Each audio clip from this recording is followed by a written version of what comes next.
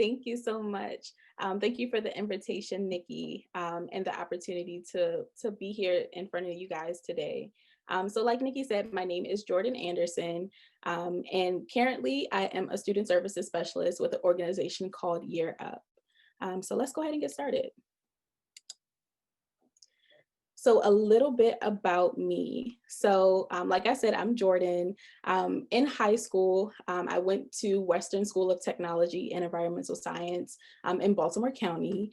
And I was the only girl in a class of 18 studying information technology. So being in high school, it was interesting. So as you guys are in high school now, I also participated in extracurricular activities with a club called Zenos, which helped me to develop some of the skills that I have now with praying, with community service, with collaboration. That really helped me and shaped me to be a part of who I am now.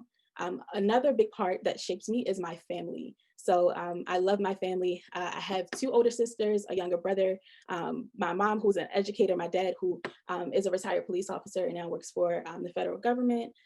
They have really supported me into who I am now. And also my growing family, my husband, who shares with me today. So I'm going to ask Nikki if she could ask me some of her questions. I will, because I feel like I've asked you a lot. So Jordan, so I know one of the things we talked about was how did you know that being a social worker was the right step? Like, what did you do in high school to help you figure out this pathway? Sure. So in high school, uh, Western Tech was a college preparatory high school, so they made us take a ton of college aptitude tests or career ready tests to help us figure out what it is that we wanted to do after we left college. I'm sorry, after we left high school, and so. Test after test after test, I would continue to get the results of either being a nurse or being a teacher. And I didn't want to do either of those. Like, I not at all wanted to do them. And so I continued to push through and take the tests until one day I got a result of a social worker. And so I'm like, what is social work? I never heard of it before. No one in my family is a social worker. So, and I never met a social worker before. So I didn't know at all what it was.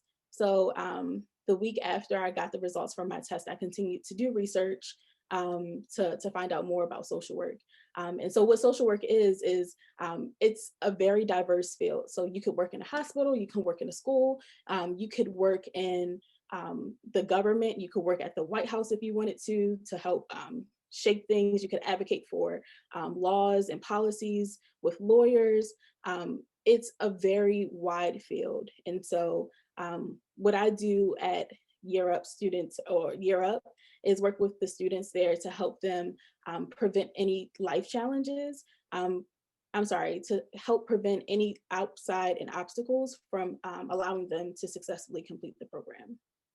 So what are some obstacles that you help students kind of navigate around?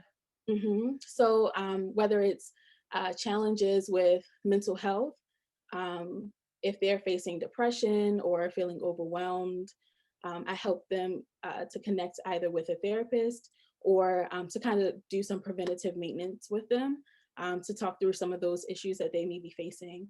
If they have employment challenges, helping them find jobs, connecting them with resources, making sure that they know someone who is going to help with their resume, and help make sure that they have the skills and clothes that they need to go on a job interview. And also, if they have their gas and electric cut off or their rent is due, then I'll help to find resources to help them pay for that. And if they're struggling with the program, then I will help give them tips and advice to successfully complete the program. Awesome. Thank you so much. So I know another thing we talked about was just that whole transition from high school to college. Can you talk a little bit about like the application and how your friends played a factor and how you were able to continue your education after high school? Yep. So all of my friends from Western Tech said that they were going to Dell State. At that time, I had been rejected and declined from Georgia State University. I did not do well on my SAT at all, so my scores were low. I'm not really a good test taker, so my scores were low. I did get waitlisted into Loyola University. Um, However, I never made it through to get accepted. So once I heard that my friends were going, I filled out an application and I got accepted, which to me caught me by surprise because I thought it was going to be another rejection. But I was able to keep pushing through to make sure that I was able, after I found out what social work was, to pursue what social work was. So, but why college and not something else? hmm Um, I went the route of college because I didn't really know any other options. Um, Although I did hear about community college, I didn't really know too much about it. I didn't have someone to like walk with me through the steps of how to, well, actually, I'm sorry, I did go to community college while I was in high school in my senior year. So I did part-time community. However, since I started that, I wanted to continue with college. I didn't know anything else to do at that time, so I just continued that route of college. Do you want to, how were you able to fund your college experience? Ooh, student loans, don't do it. Don't do student loans. If you can fill out scholarships, fill out scholarships. Talk to the financial aid office, talk to your guidance counselors at school to see if there are any opportunities available for you. My first 2 years, I did have to take out student loans. However, when I was in my junior year and my senior year, Dell State recognized that I was a stellar student. I had been on the dean's list, I've been on the president's list. And so once they heard that I probably wouldn't be able to return due to finances, they were able to provide me a scholarship, a retention scholarship that paid for everything in full. Awesome. I don't know if anybody else on the work-based learning team, I know Grads to Careers is on here as well, has any questions before Jordan goes into her presentation. We just wanted to learn more about her journey from high school to her career now, and really a little bit more about the field of social work. I'm going to take that 2-second silence as no. So Jordan, you're I going to see talk a little. Albert came off of mute. Okay, go No, off mute. I was just gonna say not yet, but I'm really looking forward to this presentation. Awesome. Awesome. So Jordan, Thank why, you. I mean, I know you work with young adults 18 to 24. I feel like you have even when you were at the University of Maryland working on your degree, you worked with different age populations. Why is this topic of preparing for life after high school so important? And then I'll stop asking my questions. Yeah, so it's super important to me. Like I shared earlier, I didn't have someone to hold my hand through this process. When I was a junior at Dell State, I read this quote that said, "Be who you needed when you were younger." And that quote forever changed my life. Even when I just spoke it right now, it still continues to change my life and it speaks and pours into me to let me know that I have so much more to be because I know who I needed when I was younger was someone who was caring and strong and independent. So I'm just being who I needed to be when I was younger. So, and like I asked Nikki and the team earlier, if you feel free to jump in at any time. All right, so have you all, and this is where you guys are going to use the chat. So have you all thought about life after high school?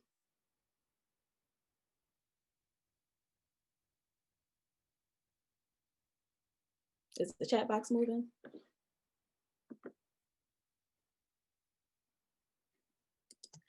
So we're all the whole team is going to support because we had some Okay. challenges with our Zoom link for this week's sessions, but we're all going to be here to funnel this along. Okay. Perfect.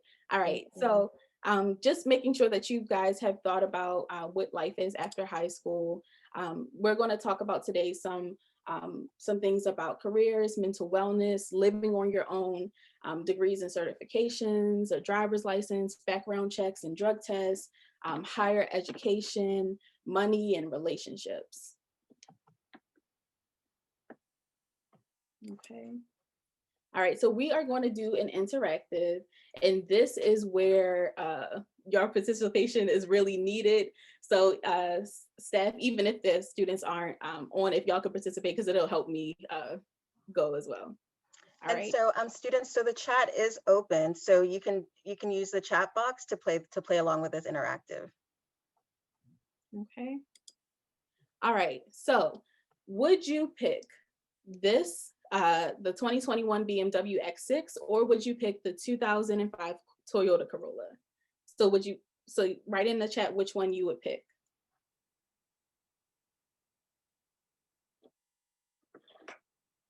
And I'll give a few more seconds.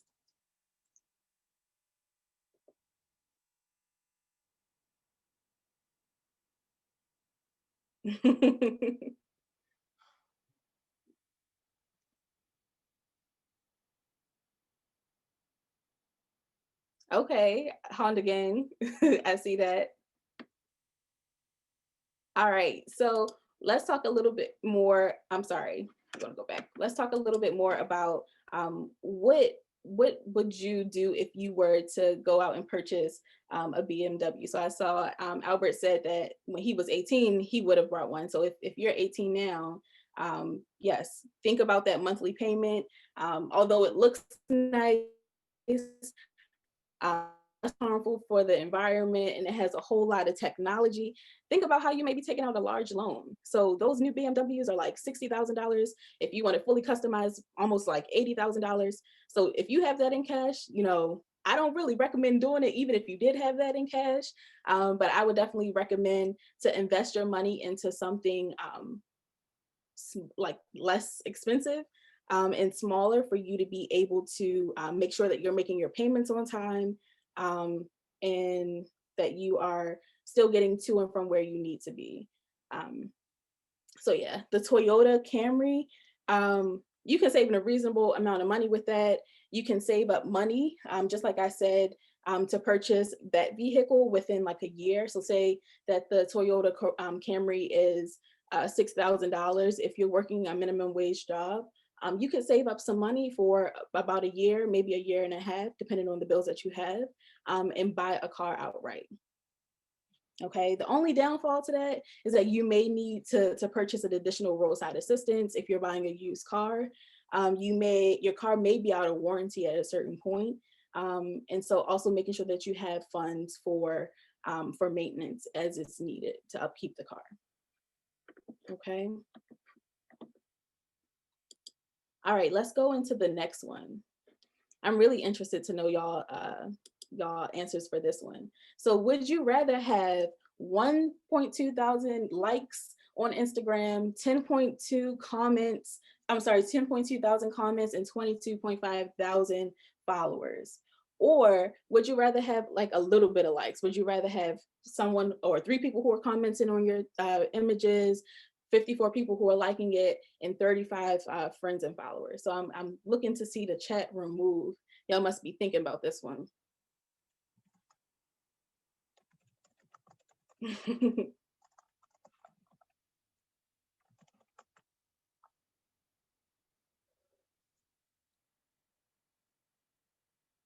All right, I give it a few more seconds.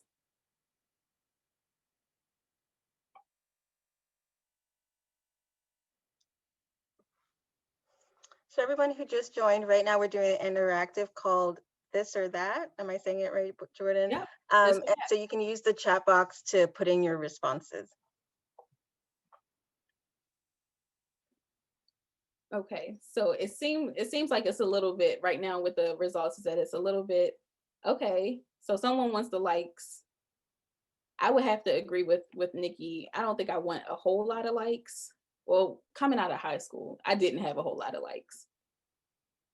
Okay, so if you have a lot of likes, it's likely that you're going to continue to have a whole lot of followers. Your chances of going viral will increase. And if you're a business owner, you have a good opportunity to promote your business and for it to go further. Um, the only downside to having a lot of likes or a lot of followers is that sometimes you may be tempted to just do things for a trend.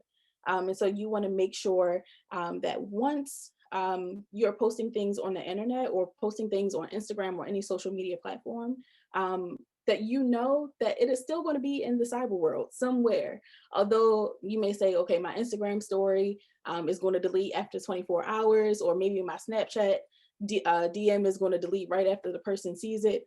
No, that is not true in no way, shape, or form. Is it going to delete? It's deleting from your vision, but it is still in the cyber world somewhere. Okay. For those who have a little bit of likes, um, you may have more genuine connections on social media. You may not be easily persuaded with social media challenges and trends. And then you may focus more on academics and planning for the future, opposed to being focused on social media. Okay, let's go to the next one. Would you rather rent an apartment or invest in real estate?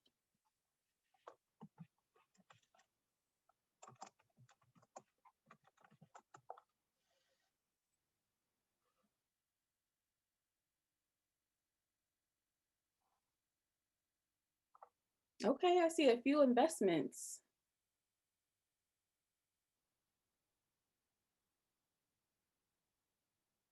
Okay, let's see if we have a few more responses.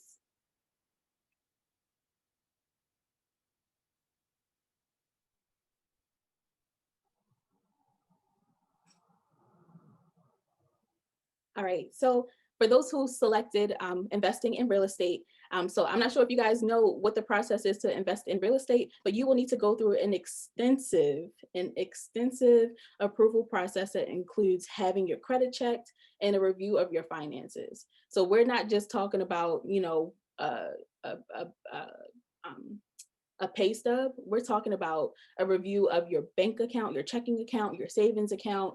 If you have any investments accounts, you are going to have to provide all of that to a broker before you are able to be approved to buy a house. The good thing with investments in real estate is that there are a variety of grants available for buyers. So if you do take out a large loan, you can try to bring it down some by providing a down payment.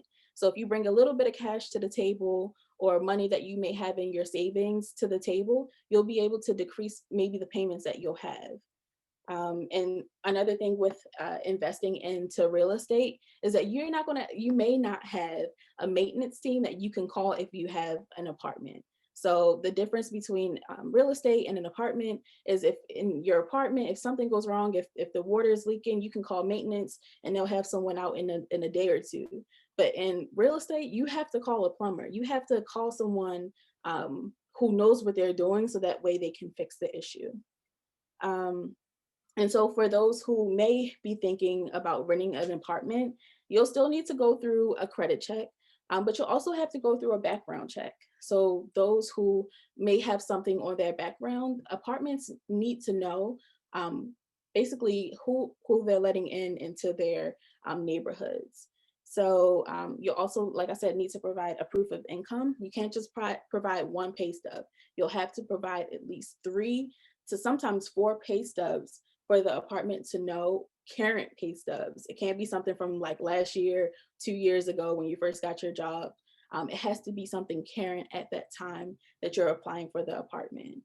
A good thing about apartments is that they sometimes run specials for college students. So if you're going to college and you are moving away from home, or even if you're staying in Baltimore, look into some of those neighborhoods. I know Southern Management does discounted rates for or automatic approvals for students who are in college. And so with that, you may need a roommate to help decrease the cost of bills, especially if you're coming straight out of high school. Does anyone have any questions or any thoughts, or anyone want to add on to anything?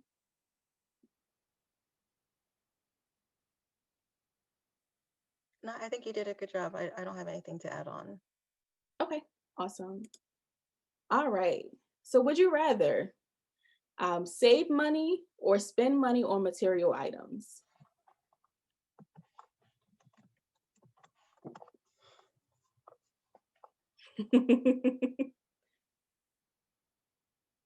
All right, we'll give it a few more seconds.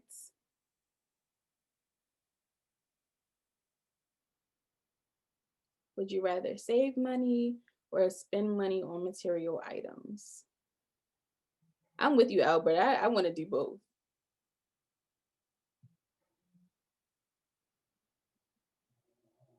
All right. So saving money can allow you to leverage when unexpected obstacles or emergencies arise. And it can increase your feelings of security and give you a peace of mind. Spending money on material items, although you may keep up with trends, or you can have more quality items that last you a long time, it may cause you to misuse funds. And so, one of the biggest ways Albert, spend somebody else's money. All right. And that's what credit cards are, right? So credit cards are someone else's money that you got approved to use. So you have to be careful if you are approved for a credit card, because you are spending somebody else's money that you will have to pay back. And so just be mindful of that. A lot of credit card companies like Capital One will target to college students or students who are just graduating from high school, so that way they can apply for a card, so that way they can use their money, use the Capital One's money, and not know that they have to pay it back. Because of that, so that way you are spending your money wisely. And also be mindful when you're spending your money on material items. Do you need it? Do you absolutely need it? Is it something that is going to last you a long time? Or are you buying it to impress someone else? Are you purchasing it to fill a void? So you want to make sure that you are spending your money wisely. Okay.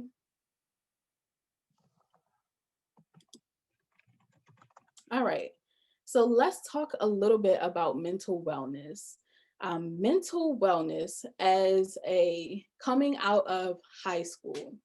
I was excited to finally be done with high school, that I was not required to show up to school every single day. I was not required to wake up. I think I had to wake up at 6 o'clock in the morning to make sure I was at the bus stop and to the bus and to school all the way in Catonsville on time. So it can be a little bit overwhelming once you begin to have a new reality. Once you understand that there is a new change or a life change or a life transition, you have to know how to navigate through it. And so sometimes when we plan, we can have a plan A and we want for our plan A to work, but then maybe rejection will come. So like me, how I shared that I wanted to go to Georgia State University, but I was rejected. I also wanted to go to Loyola University, but I was waitlisted, right? So you have to think about how planning, you may have your plan A, but did you think about plan B? Did you think about plan C? Did you go all the way to plan Z? And so one of the biggest things that kind of kept me mentally well during my time of rejection was that I knew that ultimately I wanted to earn a college degree in social work. And so once I was able to finally get accepted, I no longer dwelled on me not getting into the schools that were really my top two choices. But I was happy to know that I was still given an opportunity to still pursue my dream and to pursue my goal. Okay. And so I wanted to share that postgraduate depression is real. It is, and it represents a major life transition. And with that transition can come feelings of sadness, concern about the future, because you are finding a new place to live, or you are starting a new job, or you're meeting new people, or you're finding different programs that best suit you.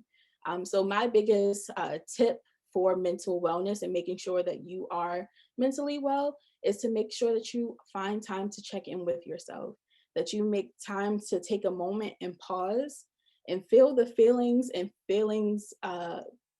of your emotions, so that way you know how to continue to proceed with moving on.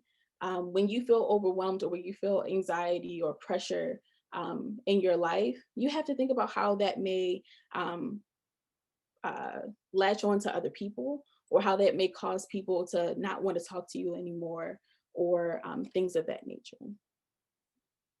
Okay. What are Did some anyone- tips that you use for dealing with depression, especially during transitions and change? And even living this pandemic, there's a lot of change going on right now. So what are Yeah. some tips? Yep. So when I experienced my postgraduate depression, it was when I graduated from University of Maryland with my master's degree. And so one thing that I had to do was I had to get a therapist. I had to get a therapist. I could no longer go through life without talking to somebody about what was going on. Another thing that I was able to do was take a class on mindfulness, to learn how to be present in the moment with myself and not, for anyone else, but for myself, by myself.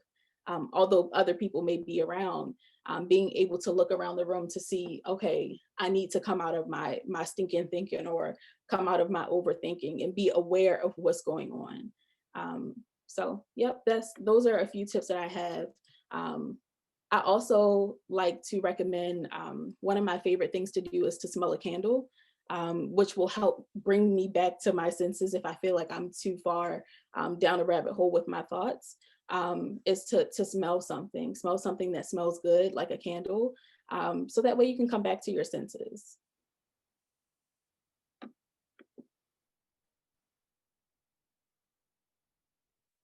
Or any other things?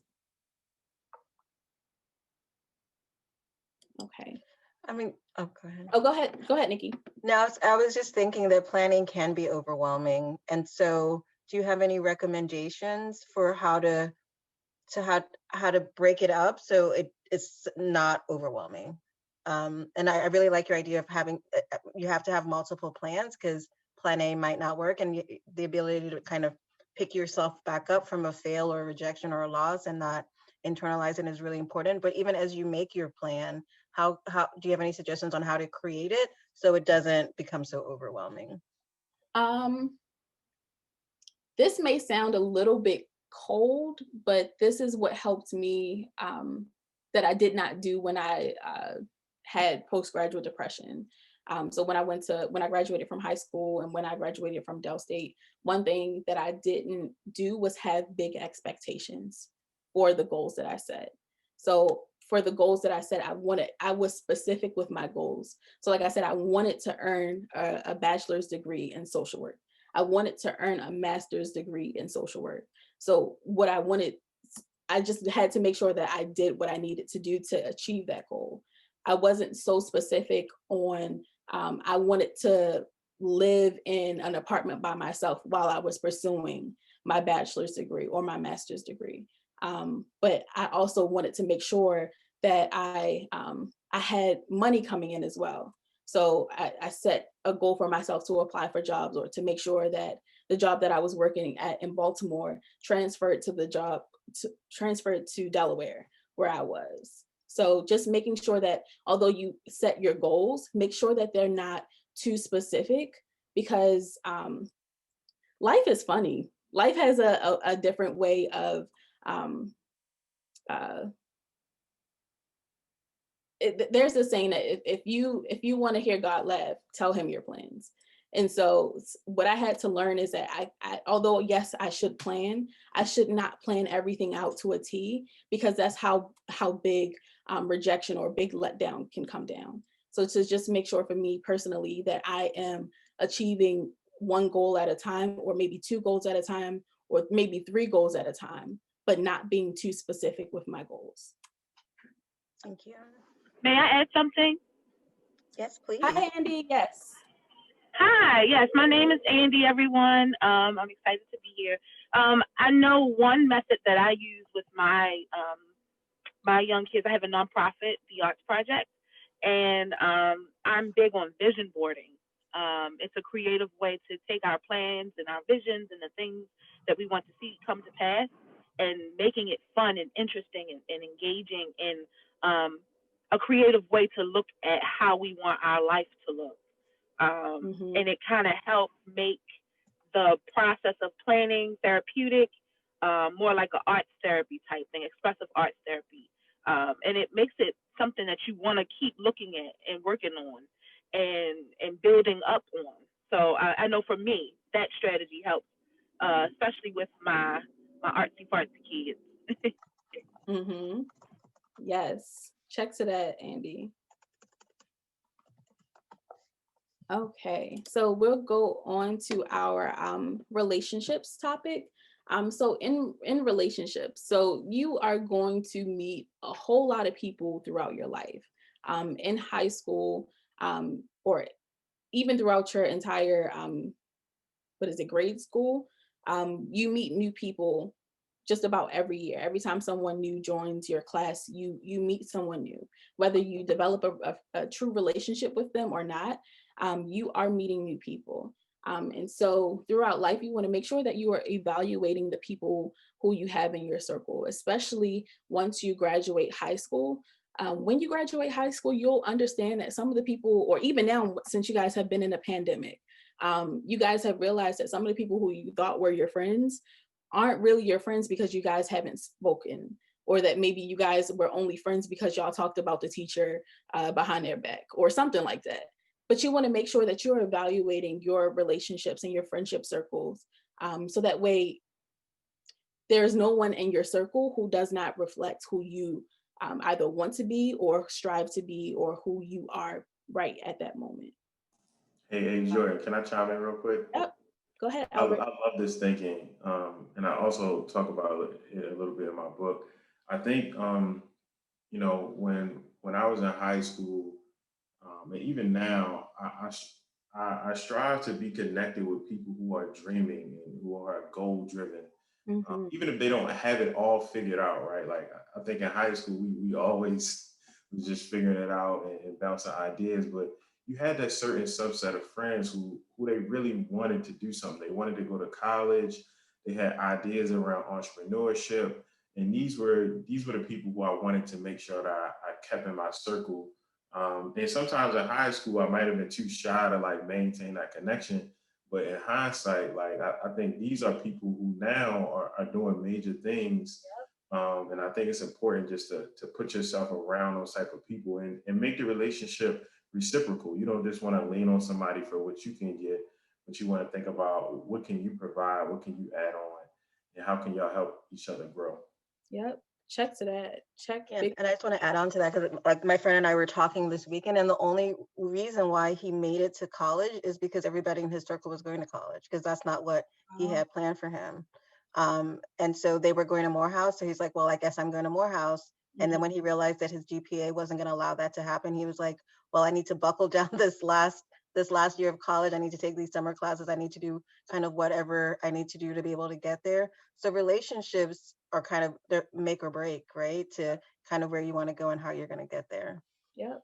And I guess on the turn of that is, if you want to continue some of the ways or the paths or the habits that you have been continuing throughout your 17, 18 years of life, or 16, 17, 18 years of life, you got to do something different, because after high school, like I said earlier, this is your life.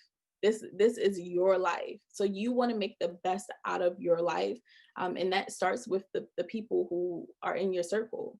Relationships aren't just your friends, it's your family as well. It's those people who you see on social media who you may have never met before. It's those people who you hang out with on Fridays, Saturdays, and Sunday nights or so. Relationships are your cousins. It could be your parents, right? So you want to make sure that you are evaluating who you are having who you have a relationship with. Are you the one who's causing all of the trouble? Are you the one who nobody wants to be around? Right? You have to evaluate yourself also, to know what relationship really means. And I also like to say, also have a relationship with someone higher than you. I believe in God. So having a true relationship with God helps me to understand how to live life and how to treat people and how to have relationship with people, which will ultimately give you growth, and you'll demonstrate your growth once connect to something, or connect to what is bigger than you. What could also be your purpose, what you should also have a relationship with, is your purpose. For me, I had a relationship with my purpose because I knew that I needed to be a social worker to help someone out. I knew that I needed to be able to talk to someone who was my age. Just as Nikki asked the question earlier, I'm here today because I didn't have that when I was your age. I didn't have that when I was in high school. So that is the relationship that I had with my purpose. So just think about that. All right, so something that nobody ever wants to talk about, but I'm gonna talk about it today, is your background check and drug tests. In the program that I work for as a student services specialist, any student who comes into the program, I have to run a background check on you. I have to run a drug test on you. There have been gross times where I had to actually, before we had our new system, I had to actually test the pee, and it was disgusting. So, but that goes to the extent that that's what jobs will do when you have to start. When you get hired, you have to go through a background check. Even when you're looking for an apartment, like I mentioned earlier, you have to go through a background check. So do you know what is on your record? Some people have had interactions with the law and have had something on their record. Some students who come into our program, and I'm not sure if you guys were listening earlier when Nikki said that the program services 18 to 24-year-olds. They come into the program and mention that they did something back in high school and thought that it was off of their record, right? So once the background check is done, they will have to go back to their lawyer or to their child services person to talk about how they can get that off their record, because they didn't even know that it was on there. And so what I want, the point of me sharing this with you today is that the decisions that you make today will affect your future, whether someone says that it's going to be removed or not. It will come back, and you want to make sure that you are doing the right thing, that you are known for something good. Even if the situation at the time or the circumstances at the time seemed like they were up against you. So just think in that moment.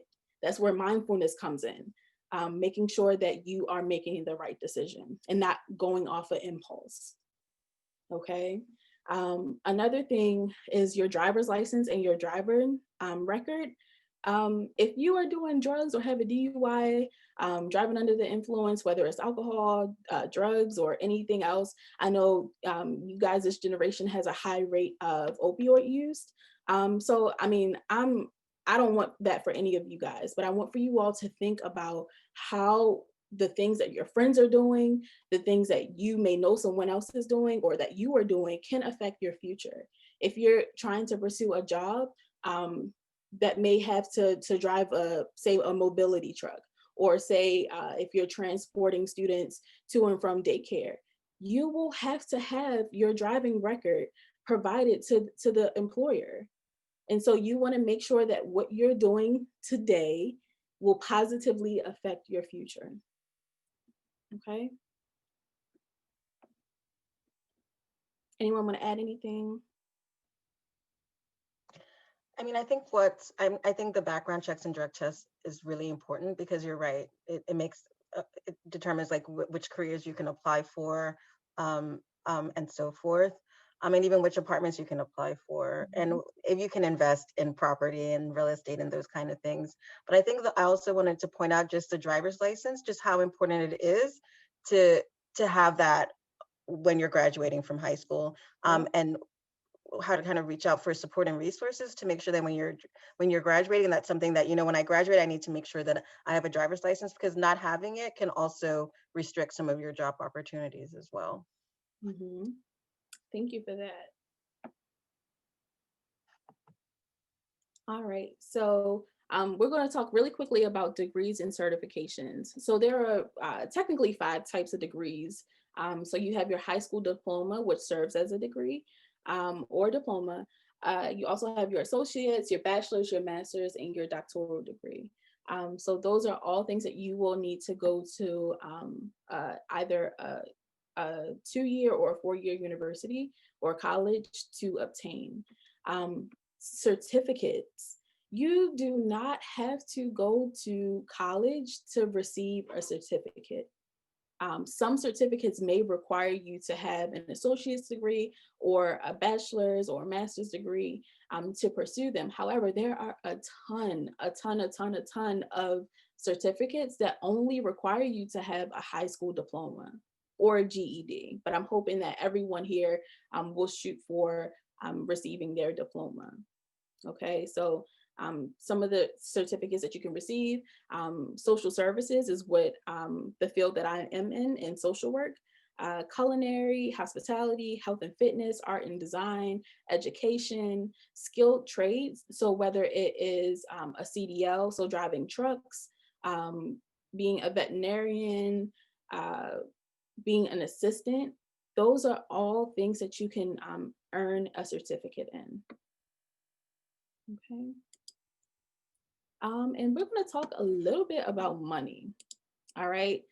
So I just wanted to give you all an example of what your bills may look like when you begin to live on your own.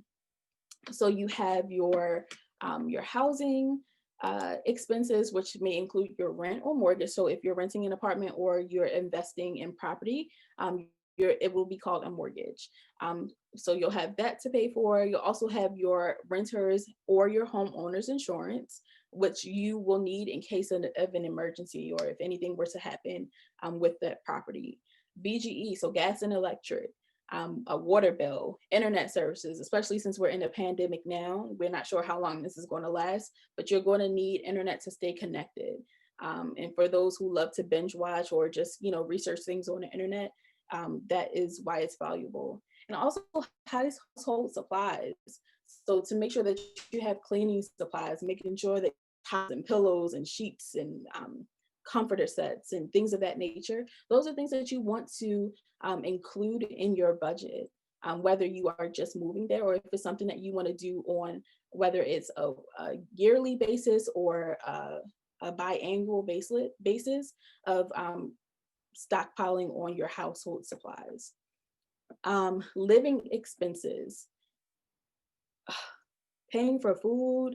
You have to make sure that you're putting savings away, making sure that you're paying for health insurance if it's not covered 100% through a job. I know for me personally, I have to pay for health insurance. Also making sure that I also have money to pay for my medications, cosmetics and appearances. So whether you're getting your hair done, your hair cut, your nails done, things of that nature, buying clothes, and also entertainment and hanging out. So I know once the pandemic or the shelter in place is lifted completely, you guys are probably going to want to go out more and hang out. So making sure that you have the funds to support that and that you're only using the funds for that category and not for your rent or your mortgage or something else that is very important for you to have. Also, take into consideration your transportation funds. Are you going to buy a car? I mean, you may not. So if you're going to have a bus pass, making sure that that is a consistent part of your budget, your car note, that's being paid, because if it's not being paid, you may run the risk of your car being repossessed. Also making sure that you have car insurance. In the state of Maryland, you cannot be on a road without car insurance. So making sure that you have that, and also gas to fuel the car. Debt. So if you're paying off those credit cards that some of y'all were spending other people's money on, you were spending other people's money, you want to make sure that you are paying that back. For me, my student loans, making sure that I'm paying my student loans back, and also take into consideration taxes. Taxes I labeled under the category as debt because we're always going to have to pay taxes. That's going to be something that we always owe, is taxes. And other things. So if you are buying gifts for maybe someone is having a baby shower or maybe someone's birthday, something of that nature, or even graduation season, right? You guys want to make sure that you guys are a blessing to someone else.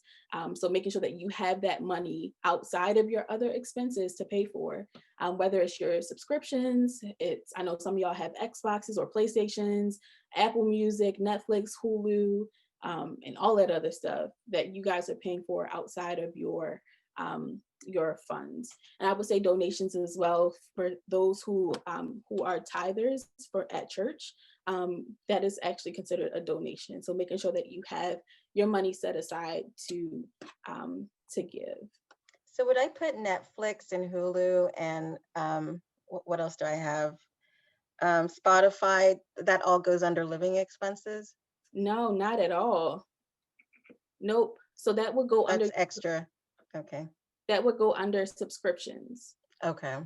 Yep. So I put the entertainment and hanging out. So if you want to consider that a living expense, then, you know, that's up to you. But for my thought process and how I do my budgeting, I consider that that's something that I don't necessarily need.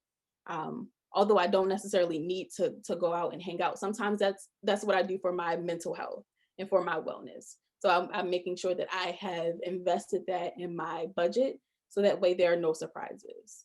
So when also thinking about these categories is also like, what do I really need, and like what's like a luxury, right? Okay. Yep, exactly. So I would say the things that are a luxury on here. I mean, some people would disagree with me, but the way that I was raised is that cosmetics, so paying for my hair, my nails, that is a luxury. I didn't grow up with that because, again, that was a luxury. Some people did grow up with that, and it was considered something that was normal. Paying for clothes, that I did consider that normal. Growing up, I didn't always get to shop, or I didn't get to shop at, you know, some of y'all wearing Fendi and Gucci and Louis and Prada and all of that. I never owned any of that. So just knowing that, you know, I'm not purchasing anything, or my family, my parents weren't purchasing anything that we couldn't afford at that time. So don't buy out of your budget. Okay. So work on the most important things first. And so this is where I want to leave you all today, is with this reflection, these two questions. So after seeing this presentation, what are your top 5 takeaways? So think about that. What are your top 5 takeaways? And then also think about the types of certificates that you may be interested in earning.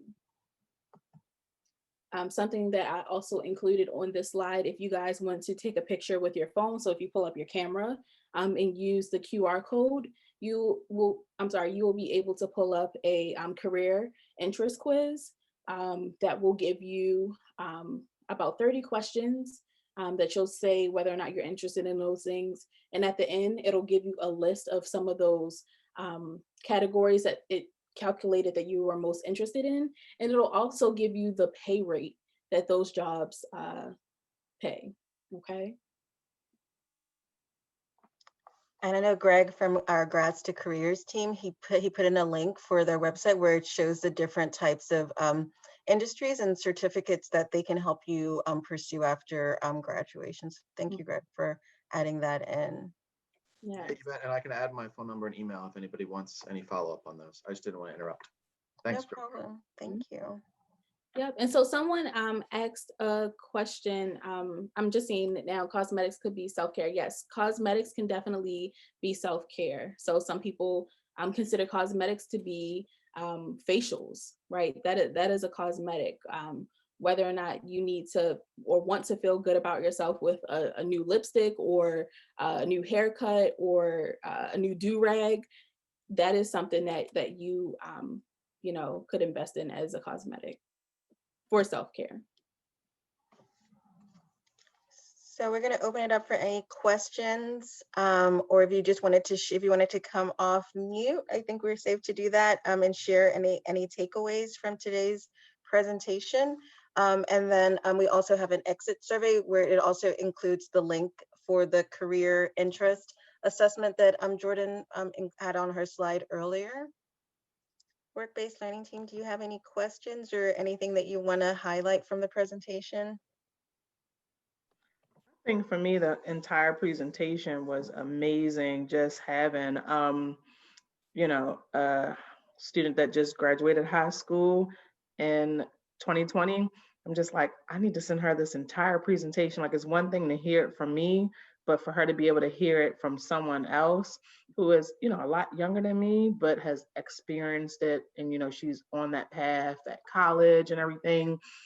It was very informative. And I wish I had someone to do this for me when I was in high school. So thank you so much for just sharing with us today. You're so welcome. Thank you for that. I think for me, Jordan, when we talked about it, being an adult is so hard, right? Being a teenager is really hard as well. So it's not, I'm not trying to minimize one at all, but I think just looking at your presentation is like, oh my goodness, I have to think about all these things all the time, Yep. and I have to make decisions, and I have to do this every second of the day, and all of this kind of builds upon each other.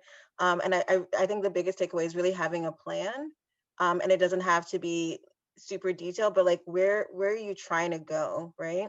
And kind of like you said, like reflecting, mindfulness, just how you're pacing yourself to get there.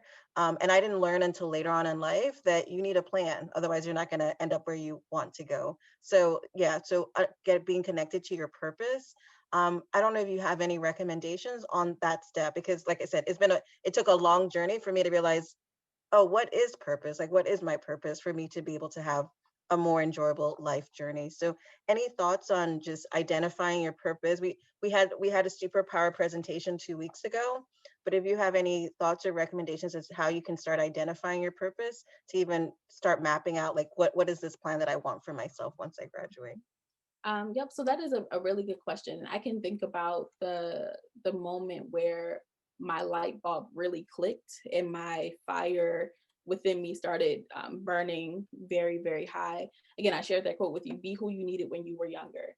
That quote came to my attention when I was a junior in high school. I'm sorry, a junior at Dell State. And so what I just needed to do was I had to cut out all of the noise. I had to take time away from my family.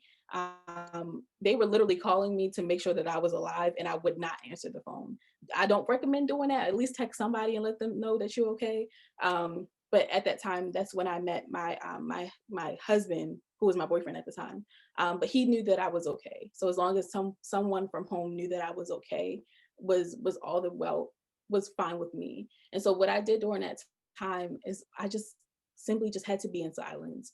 I constantly, for me, because again, I believe in God, I listened to my gospel music and I stayed with my head down.